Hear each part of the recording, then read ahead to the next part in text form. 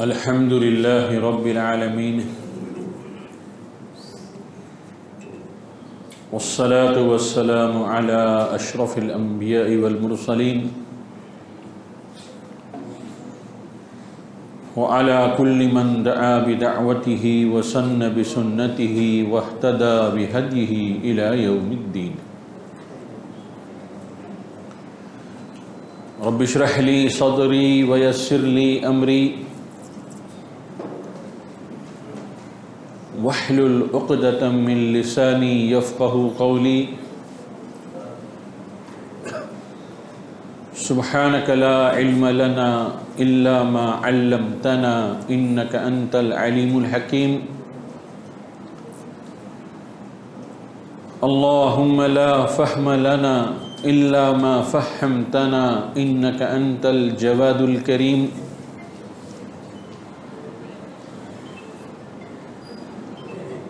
يا معلم إبراهيم علمنا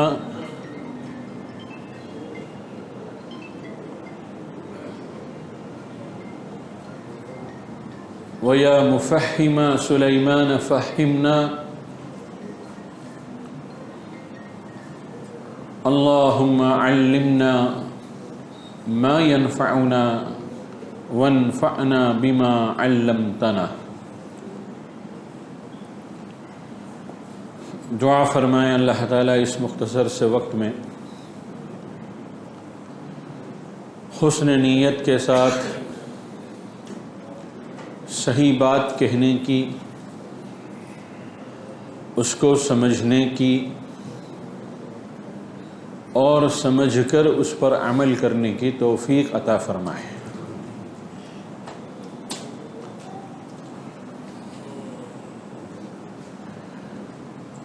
میرے بھائیوں، دوستوں، عزیزوں اور بزرگوں،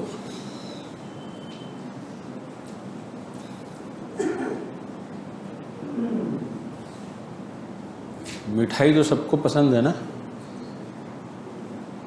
کوئی ہے آپ میں سے جس کو پسند نہ ہو؟ ذرا ہاتھ تو اٹھائے تو اس کے ہاتھ چوم لوں میں. ماشاءاللہ سب آپ کو نہیں پسند ہے. لائیے آپ کے ہاتھ چومو، آ جائیے.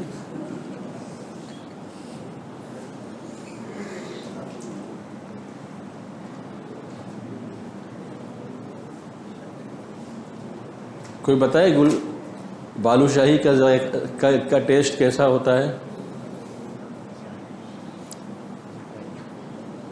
بولے صاحب ہم نے بالو شاہی نہیں کھائی. اچھا، بمبئی کی مشہور مٹھائی جو ہے، جو پرانی چلے آ رہی ہے، وہ اس کا نام کیا ہے؟ افلاطون. وہ تو شاید ہر بمبئی والا کھایا ہی ہوگا یا کھاتا بھی ہوگا. لوگ پارسل بنا کے لے جاتے ہیں افلاطون اپنے اپنے شہر میں اور اپنے اپنے گاؤں میں. کیا لائے؟ بولے بمبئی کا افلاطون لائے ہیں.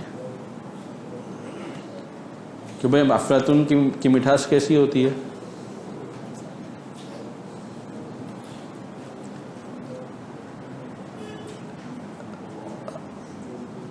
مٹھائی ہم سب کھاتے ہیں اور ہر ایک کی مٹھائی کے ذائقے کا فرق بھی سمجھتے ہیں. سمجھتے کہ نہیں سمجھتے؟ یہ الگ بات ہے کہ ہم اگر اس کو ڈسکرائب کرنا چاہیں کہ بھئی فلاں کی مٹھاس کیسی ہوتی ہے، فلاں کی مٹھاس کیسی ہوتی ہے، تو نہیں کر سکتے. لیکن اتنا تو سب جانتے ہیں کہ مٹھائی میٹھی ہوتی ہے اور اس کے اندر جو ہے ایک ذائقہ ہوتا ہے، اور ہر ایک کو مٹھائی پسند ہے.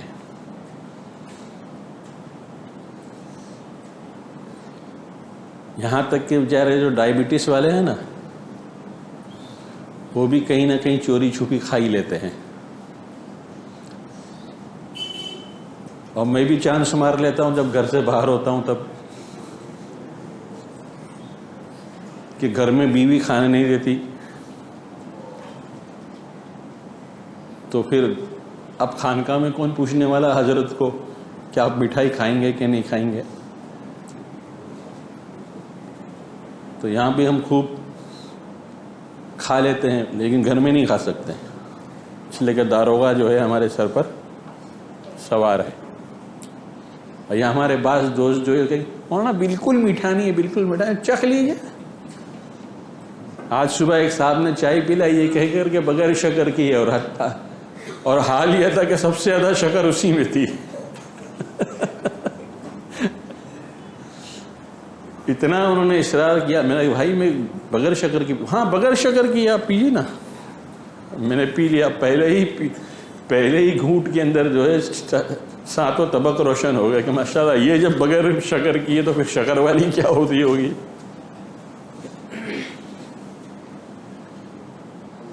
اب میں آپ سے پوچھتا ہوں،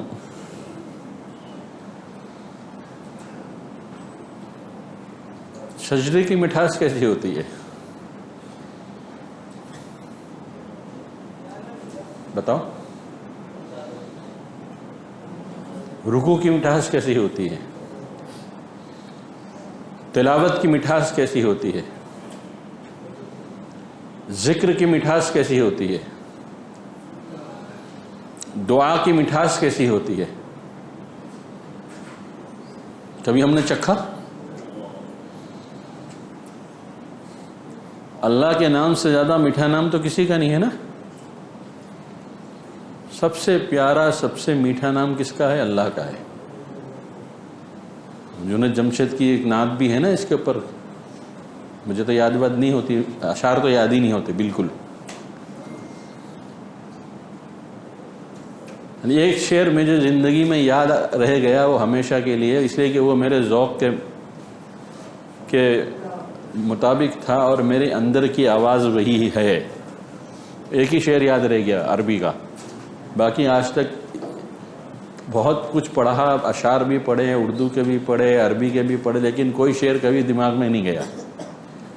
جو ایک شعر یاد رہ گیا زندگی کے اندر ہمیشہ کے لیے وہ یہ تھا کہ احب الصالحین ولست منہم، احب الصالحین ولست منہم لعل اللہ یرزقنی صلاحا،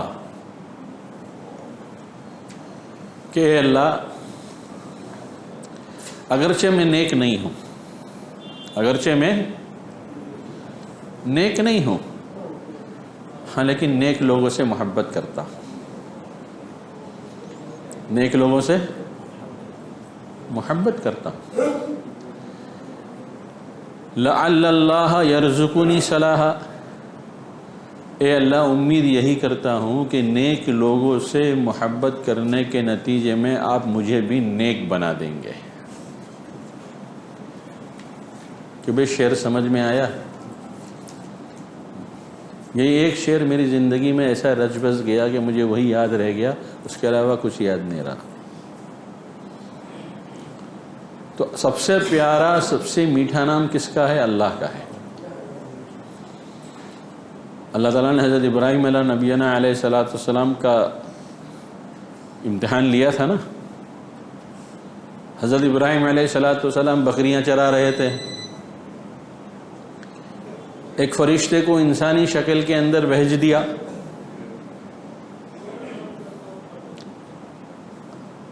وہ انسانی شکل میں وہ فرشتہ جو ہے اس نے جو ہے اللہ کی حمد و ثنا بیان کرنا شروع کی۔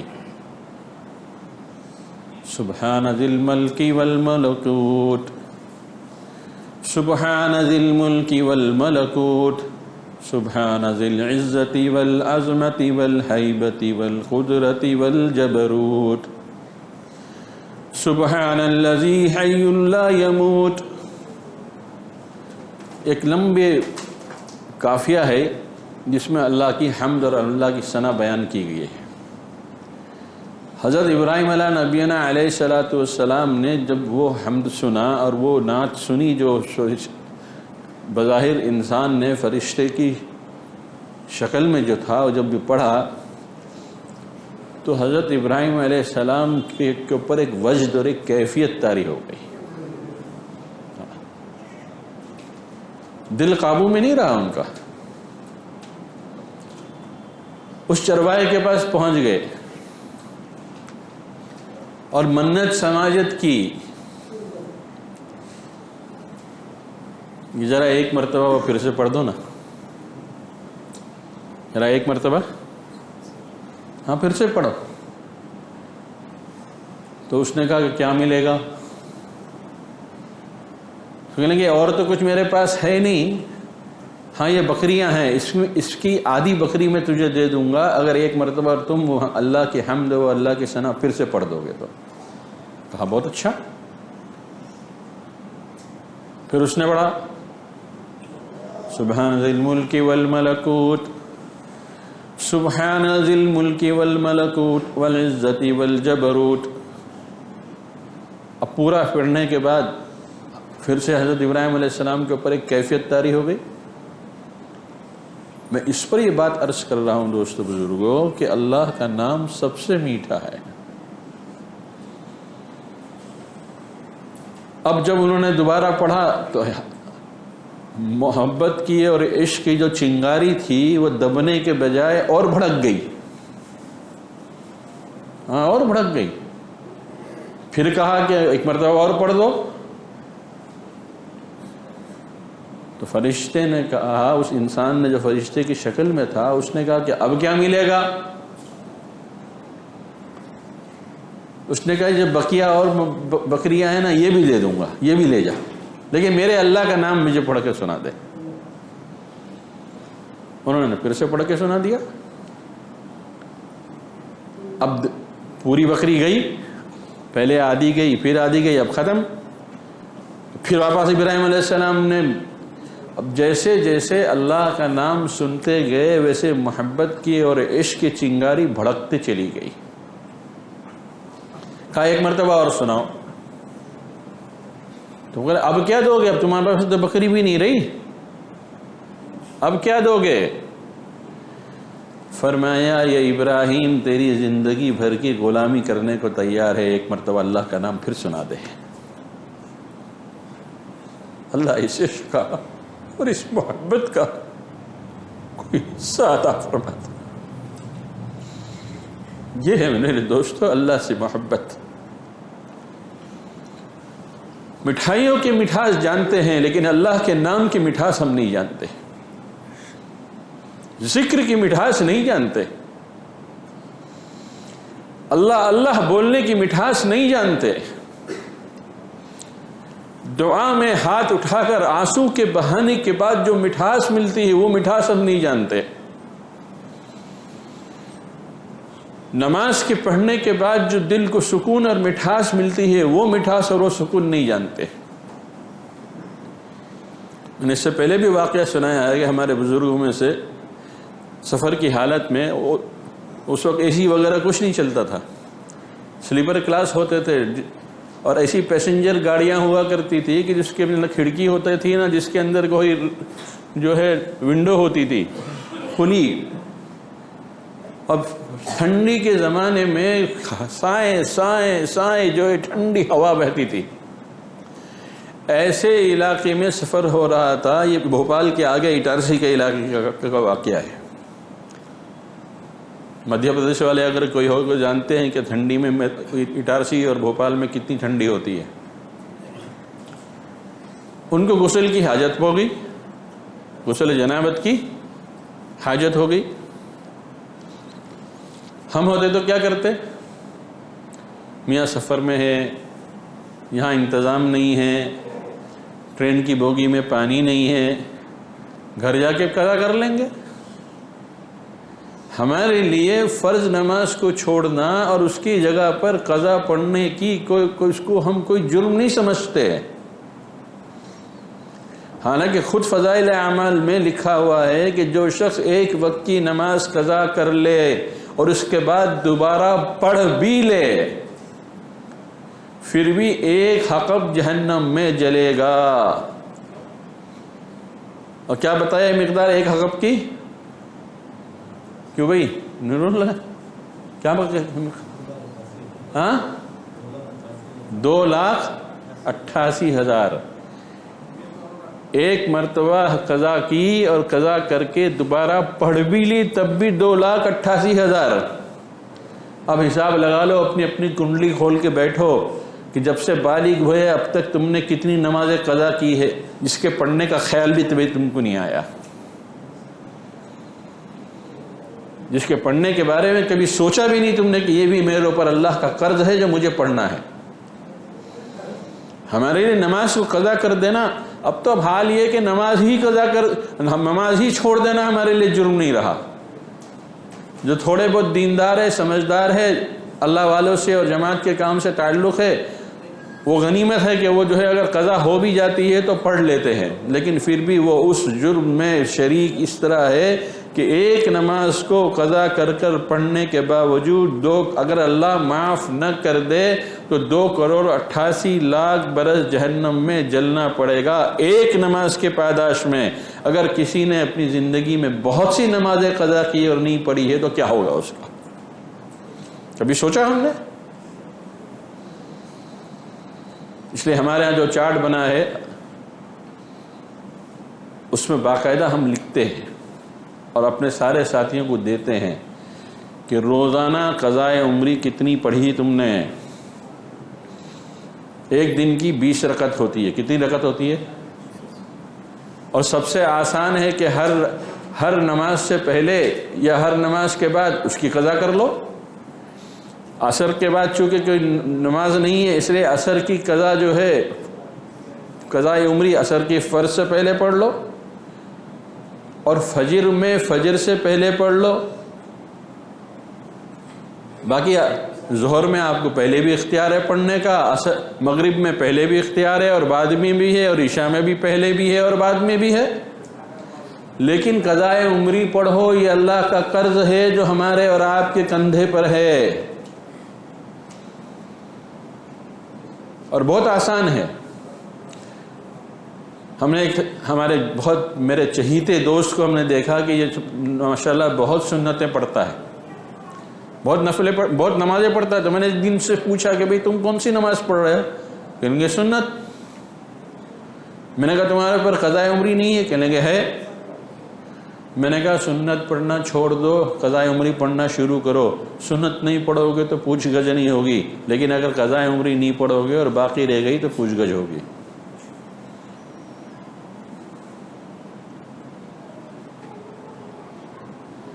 تو ان بزرگ کو جو ہے غسل جنابت کی حاجت پیش آ گئی. اب ٹھنڈی کا موسم ہے، سفر میں کوئی انتظام نہیں ہے،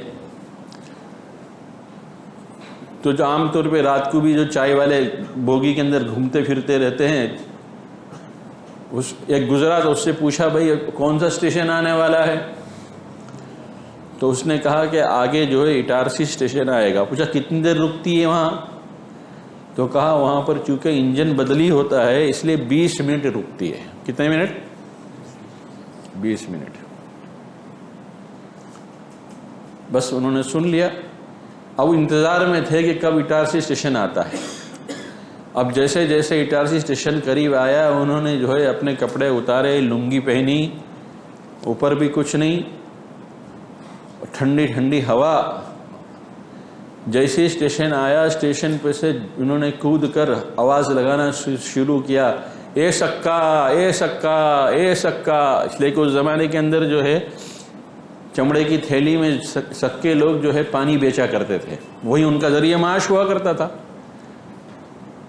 آج تو ماشاءاللہ کولر لگ گئے اسٹیشنوں کے اوپر اور سب کچھ ہو گیا. وہ زمانے میں تھوڑی نہ دے سب تھا.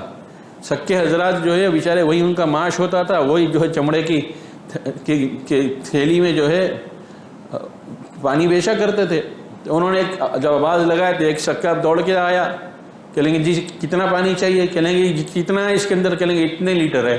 کہیں گے سب چاہیے. مطلب سب چاہیے کیا کریں گے؟ مطلب جو میں بولوں گا وہ کروں، جو میں کہوں گا وہ کروں گا. وہ کرو گے؟ کہیں گے ہاں کروں گا. کہیں گے کتنی قیمت لو گے؟ تو اس نے بھی سوچا کہ بکرا اچھا پھنسا ہے. کہاں دن بھر میں 10 ٹرین کے اندر میرا پورا مال بکتا. اس نے جو ایک ہی ٹرین کے اندر اپنا پورا وصول کر لیا، دگنی تگنی چوگنی قیمت بتا دی. انہوں نے سب قبول کر لیا. کہنے کہ بہت اچھا، لیکن شرط یہ کہ جیسا میں بولوں گا ویسا پانی ڈالنا. کہنے کہ بہت اچھا. اب وہ بیٹھ گئے پلیٹ فارم کے اوپر، سکے سے کہا کہ آہستہ آہستہ پانی ڈال. پانی انہوں نے پورا وضو غسل سے پہلے اپنی ناپاکی کو دھو لیا، وہ اس سے صاف ہو گئے. پھر پورا وضو کیا. اس کے بعد وضو ہم اور آپ جب وضو کرتے ہیں نا تو ہم کوئی بھی جو ہے سنت کی رعایت کے ساتھ وضو نہیں کرتے ہیں، اس لیے کہ ہم کو معلوم بھی نہیں ہے کہ وضو میں کتنی سنتیں ہیں۔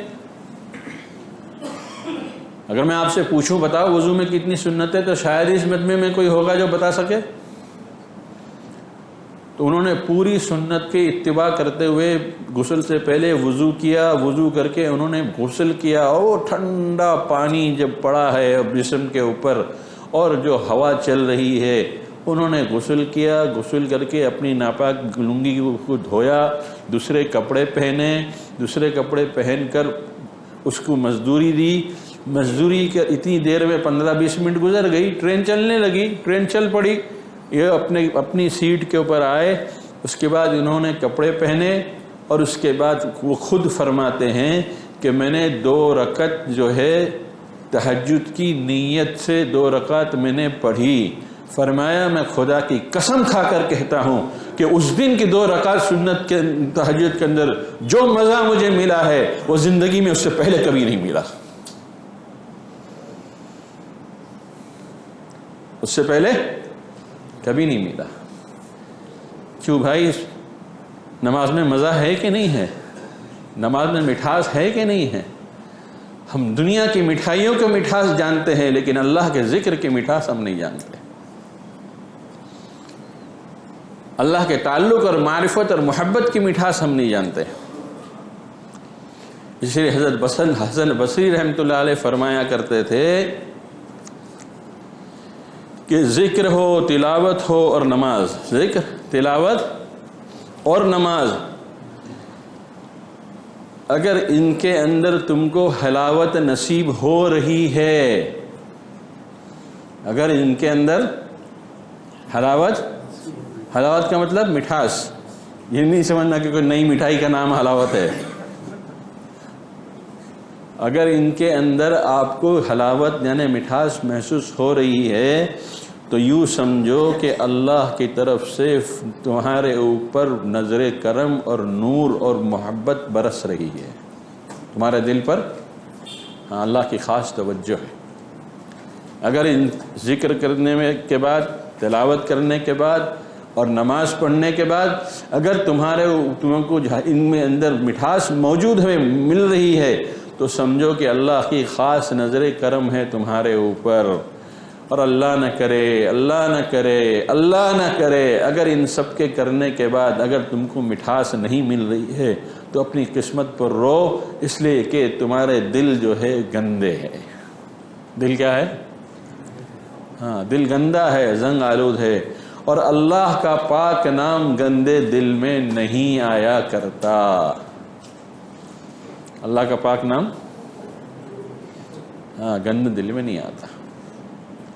اب ان میں تینوں میں مٹھاس کیسے پیدا ہو؟ سوال پیدا ہونا چاہیے کہ نہیں ہونا چاہیے؟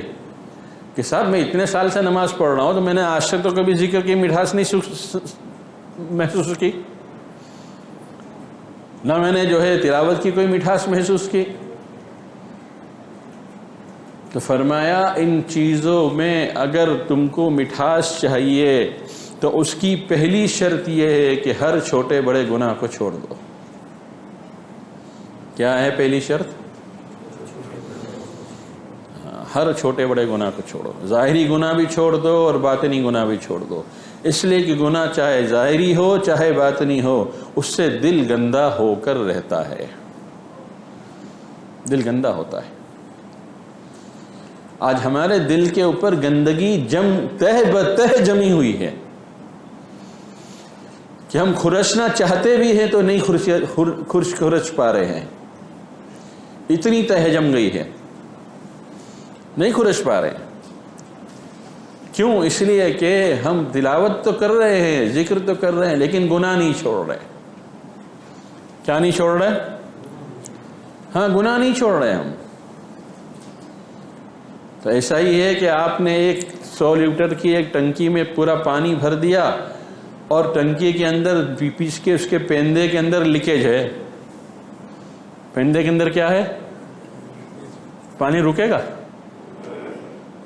کبھی نہیں رک سکتا۔ آہستہ آہستہ وہ ٹنکی خالی ہونی ہے، تو گناہ جو ہے وہ دل کے اندر لیکیج پیدا کرتا ہے، تو اللہ کی طرف سے برسنے والا نور جو ہے اس لیکیج کے راستے سے بہتا رہتا ہے اور ٹنکی خالی کی خالی ہی رہتی ہے۔ ارے بات سمجھ میں آ رہی ہے؟ تو اگر ان چیزوں کی مٹھاس چاہتے ہو تو سب سے پہلی چیز یہ ہے کہ چھوٹے اور بڑے ظاہری اور باطنی گناہ کو چھوڑ دو۔ اور چند گناہ اس زمانے کے اندر بہت عام ہے، ایک آنکھ کا گناہ، دوسرا زبان کا گناہ، اور تیسرا کان کا گناہ۔ اس میں شاید ہی کوئی بچا ہوا ہو، الا ماشاء اللہ، جس پر اللہ اپنا خاص فضل فرما دے وہی بچ سکتا ہے، ورنہ عموماً بڑے سے بڑے لوگوں کو دیکھا ہے جو اس گناہ کے اندر بھی ملوث ہے۔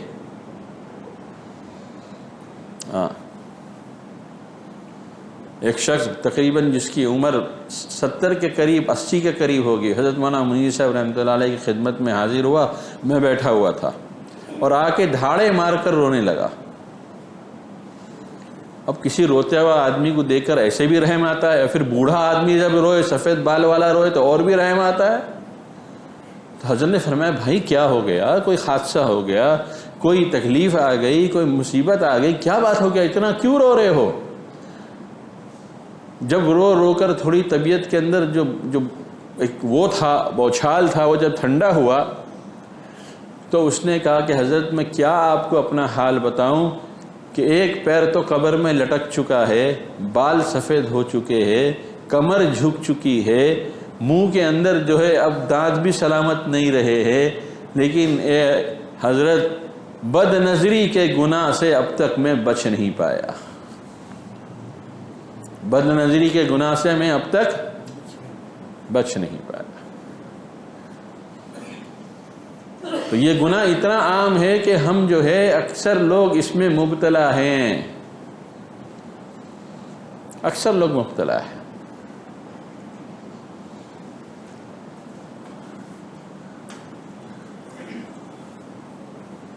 دوسری تدبیر ان عبادتوں کی مٹھاس کو حاصل کرنے کی یہ ہے کہ اپنی زندگی کو سنت کے سانچے میں ڈھالو۔ کس میں ڈالو؟ ہمارا ہر عمل سنت کے مطابق ہو۔ جیسا عمل حضور کا سنت کا تھا اور سنت ہی حضور کے عمل ہی کو سنت کہا گیا، اسی طرح ہر عمل کو سنت کے مطابق کرو۔ کپڑا پہنو تو معلوم کرو کہ حضور کپڑا کیسے پہنتے تھے، کپڑا کیسے اتارتے تھے، بیت الخلاء میں کیسے داخل ہوتے تھے، بیت الخلاء سے کیسے باہر نکلتے تھے، سر میں تیل کیسے لگاتے تھے، آنکھوں میں سرما کیسے لگاتے تھے، ہاتھوں کے اور پیروں کے ناخن کاٹنے کی سنت طریقہ کیا ہے معلوم ہم میں سے کسی کو؟ الا ماشاء اللہ۔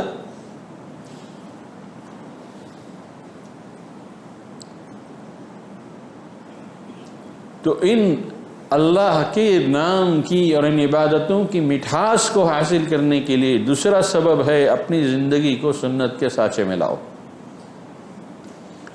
چہرہ ویسا ہوگا جیسے اللہ کے رسول کا، لباس ویسا ہوگا جیسے اللہ کے رسول کا، ہر چیز میں ہم اللہ کے رسول کی نقل کے پابند ہیں، ہر چیز میں۔ اس لیے بہت ڈرنے والی بات ہے، فرمایا کسی جو آدمی سنت کو ہلکا سمجھتا ہے، سنت کو ہلکا سمجھنے کا کیا مطلب؟ پرواہ نہیں کرتا اور چھوڑ دیتا ہے کہ میاں سنت ہی تو ہے۔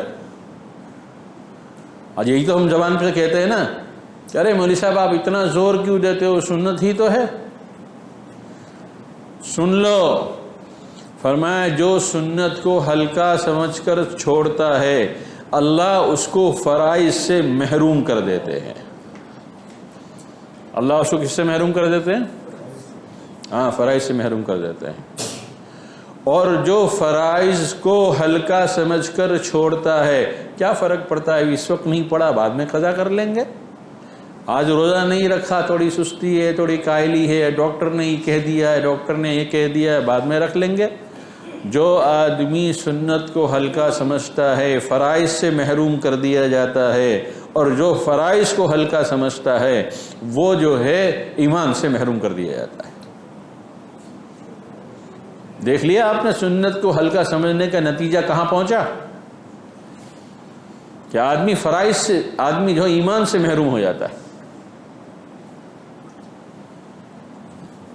آدمی ایمان سے محروم ہو جاتا ہے۔ اس لیے سنت کو ہلکا مت سمجھو، نہ کر رہے ہو تو پشیمانی کرو، افسوس کرو، ندامت کرو کہ میں کیسا امتی ہوں اور میں کیسا اپنے نبی کا عاشق ہونے کا دعویٰ کر رہا ہوں جبکہ ان کی سنتوں سے میری زندگی خالی ہے۔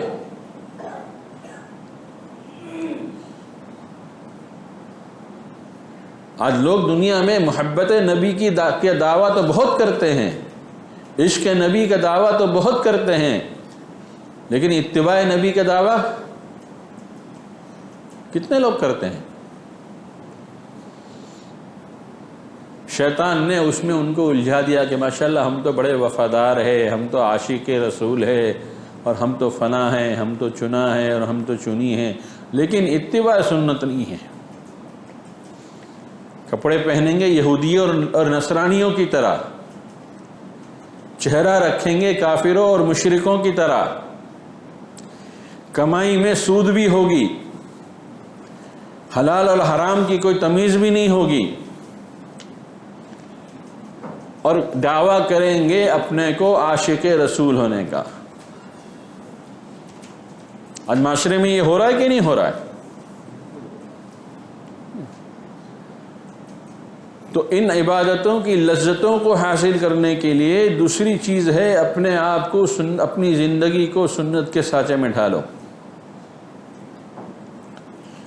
اور پھر فرمایا تیسرا سبب یہ ہے جس کو اختیار کرنے سے پہلے دو سبب پر بھی عمل کرنا آسان ہو جائے گا، پہلے دو سبب پر بھی عمل کرنا آسان ہو جائے گا، وہ ہے کسی اللہ والے کی صحبت اختیار کرنا جو پاور ہاؤس ہے۔ کون ہے؟ کہ بھئی کرنٹ کہاں سے ملتا ہے؟ پاور ہاؤس سے ہی ملتا ہے نا۔ جو گھر پاور ہاؤس سے کٹا ہوا ہو اس کے گھر کے اندر روشنی آتی ہے؟ ویران ہی ویران رہے گا، اندھیرا ہی اندھیرا رہے گا۔ چاہے گھر سنگ مرمر کا بنا لو، چاہے فرنیچر جو ہے اصلی ساگون کی لکڑی کا بنا لو، اور چاہے خوب آسائش اور زیبائش اختیار کر لو گھر کے اندر، لیکن اس گھر کا کنیکشن پاور ہاؤس سے کٹا ہوا ہے تو گھر میں روشنی آئے گی؟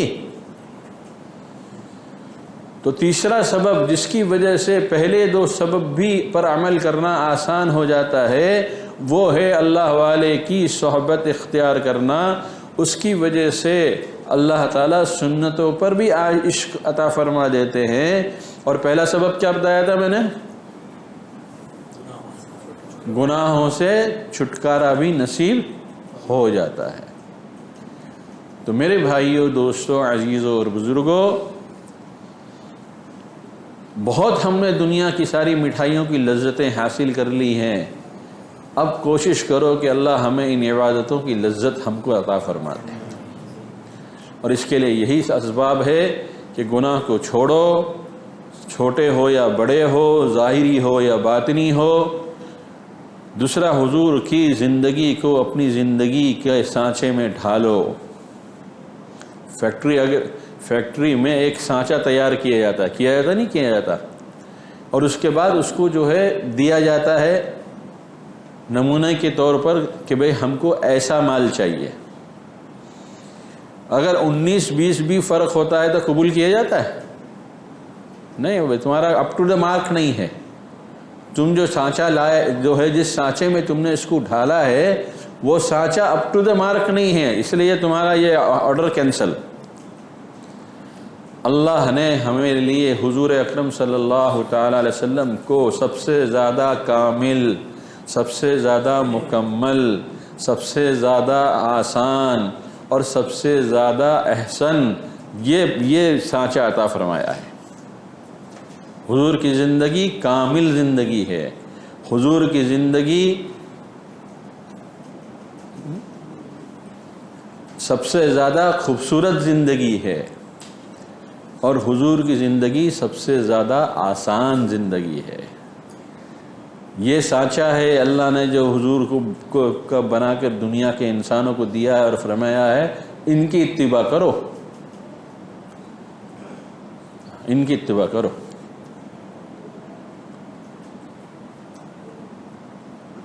تو جب اللہ کے بندوں کے اللہ والوں سے جب تعلق ہوگا تو یہ دونوں چیزیں آہستہ آہستہ قابو میں آئے گی، اور ایک وقت آئے گا کہ انشاءاللہ ثم انشاءاللہ اللہ ہم کو بھی کسی صاحب نسبت بزرگ کی ذمہ داری ہم کو بھی اللہ عطا فرما دیں گے، ہوگا۔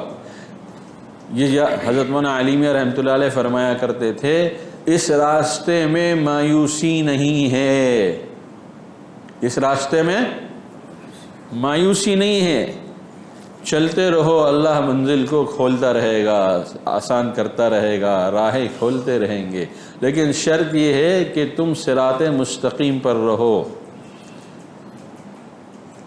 وَلَا تَتَفَرِّقُ بِكُمْ، گلیوں میں اور کوچوں میں مت بھٹک جانا۔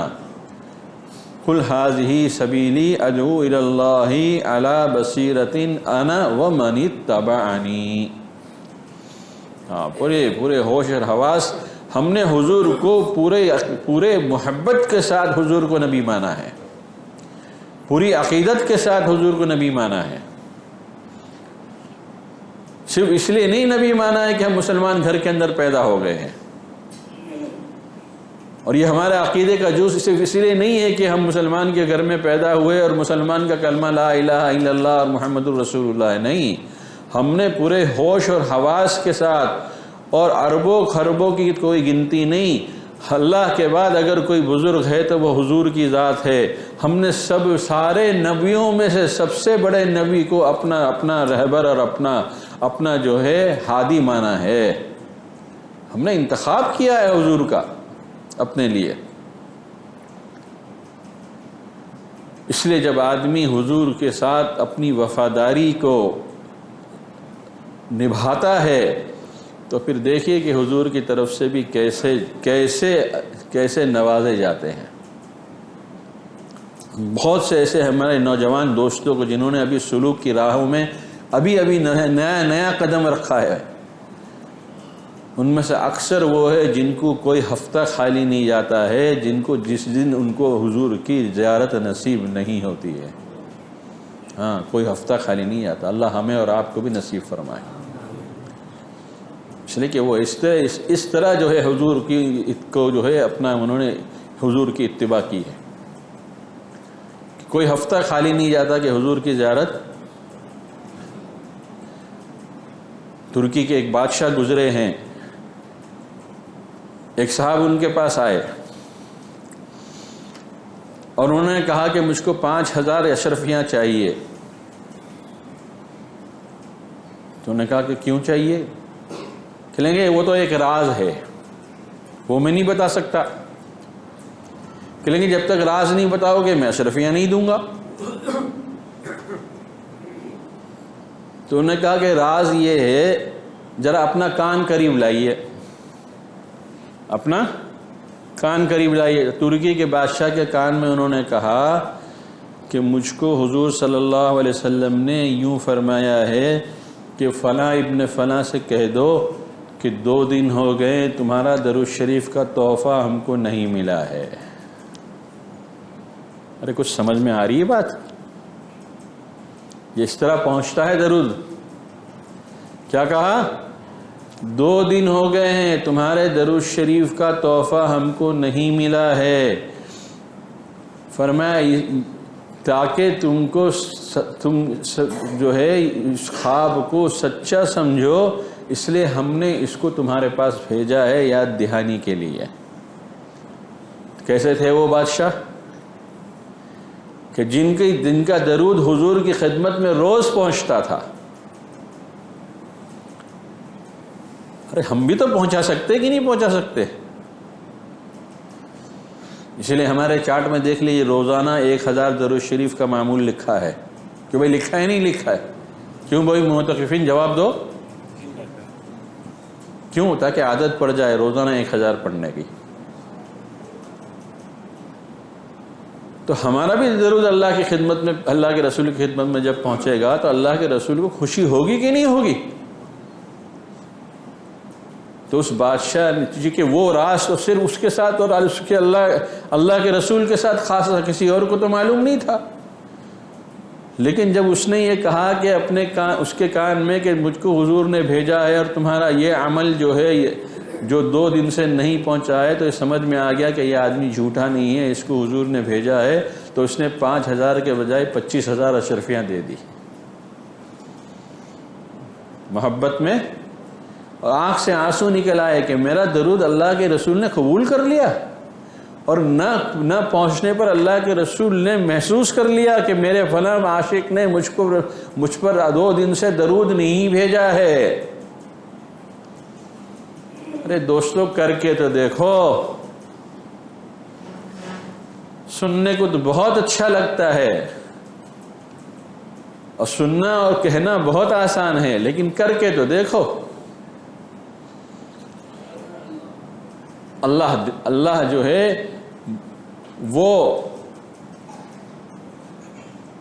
جب اس وقت دے سکتے ہیں تو اللہ آج بھی دے سکتے ہیں۔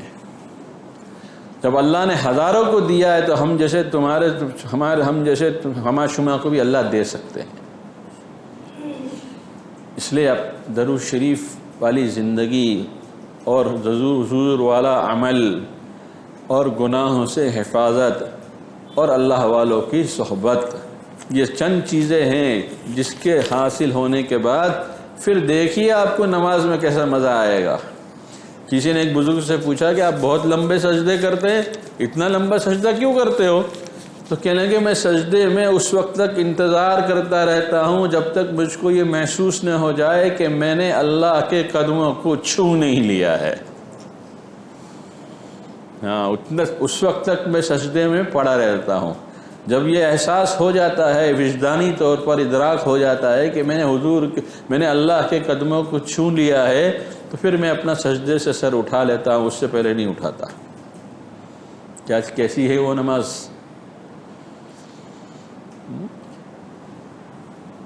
یہ کوئی انہونی کہانیاں نہیں ہیں، یہ کچھ قصے اور جو ہے من گھڑت واقعات نہیں ہیں۔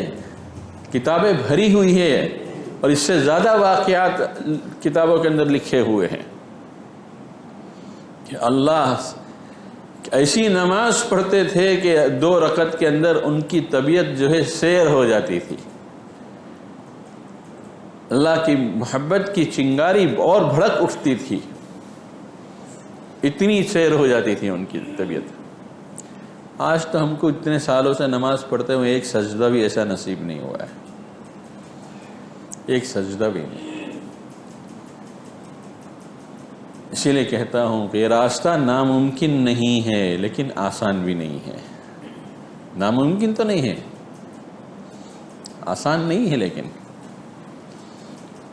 آپ کو اپنے آپ کو کھپانا پڑے گا۔ کیوں بھائی سب تیار ہو اس کے لیے؟ اس لیے اللہ سے مانگو اور کسی اللہ والے سے اپنا رشتہ جوڑو جو آپ کی اس راہ میں آپ کی مدد کرے اور آپ کو منزل بمنزل لے کر منزل مقصود تک یعنی معرفت الہی تک آپ کو پہنچا دے۔ اللہ تعالیٰ جو بات میں نے صحیح کہی ہو عمل کی توفیق عطا فرما، جو بات غلط ہو اللہ اس کو معاف فرما۔ وآخر دعوانا ان الحمد للہ رب العالمین۔